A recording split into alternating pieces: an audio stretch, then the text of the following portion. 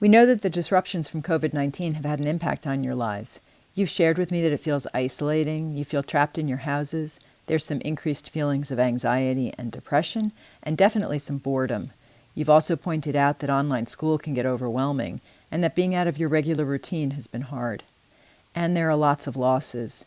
You're missing graduations and prom and other important milestones. What are you doing to cope with the stress and disruption?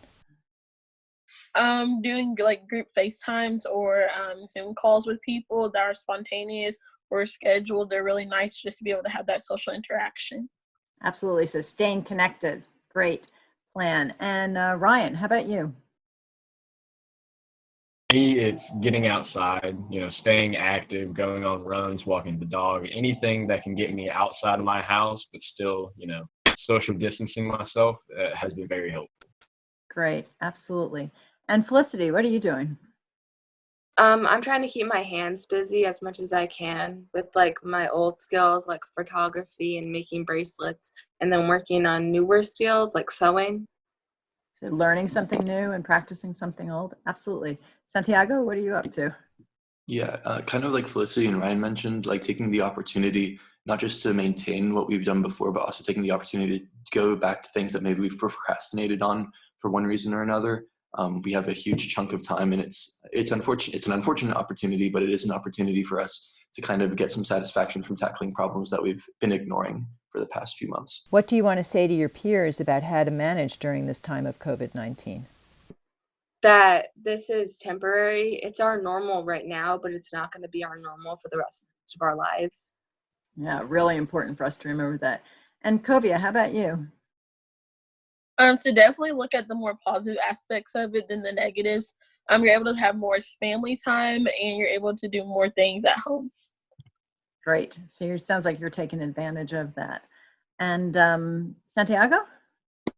Yeah, I think just finding a comfort in understanding what's going on. You can go to reputable sources and read the news without necessarily getting all the sensationalization. And I think that's really important. There's a comfort in understanding what's going on while not, having anxiety induced within you from hearing the headlines. Yeah, really good point of staying informed. Knowledge can feel like some power and understanding in that kind of way. And Ryan, how about you? I would recommend to find activities that can keep your mind and body busy, and then just trying to get back to normal what little bit you can to, live the life they used to before COVID-19. Absolutely. Finding as much normalcy as possible. And Liz, what about you? What's your recommendation? For me, finding anything that you have either procrastinated or something that can find you content alongside doing homework. Because if all you're doing is work, then you're going to get bored really easily. So finding the in between or activity that can help you stay very content and less stressful during these times. What do you want adults to know about how they can be supportive to youth? Um, Not like going on and on and on about the news, because we are aware of what's going on and we just want to have normal conversations with you. Great. Okay. And Kovia, or I'm sorry, Liz, we were going to go to Liz.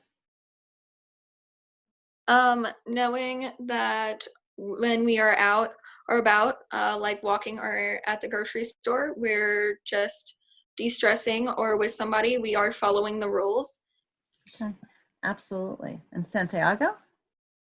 Yeah, this is something actually one of my friends mentioned earlier, and what she said was that essentially all of our emotions, our frustrations with what's going on are relative to our experiences. So I think, as Liz mentioned earlier, we lost our graduation, we're losing our prom in all likelihood. We don't get to say goodbye in the traditional way that seniors usually do. And I think while it's important to recognize that people are losing their jobs and their relatives in their lives, and obviously the magnitude of that can't be understated, everyone's emotions, everyone's frustrations and feelings around this crisis are all legitimate, regardless of scope. Thank you for your time and your insights and for sharing what this has been like for you and what you're doing to manage it. And stay healthy at home.